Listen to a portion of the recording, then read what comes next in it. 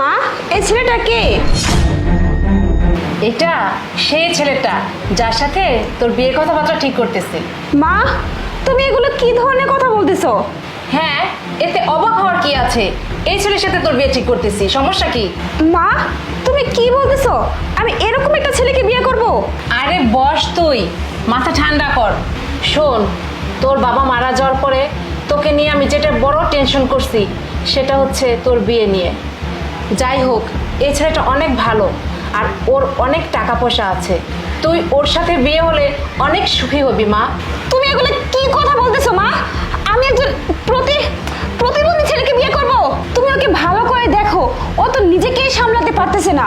আর আমি ওর সাথে বিয়ে করলে ও আমাকে কিভাবে ভালো রাখবে? আমি ওকেই সামলাবো না নিজেকেই সামলাবো? তুই এভাবে কথা বলতেছিস কেন?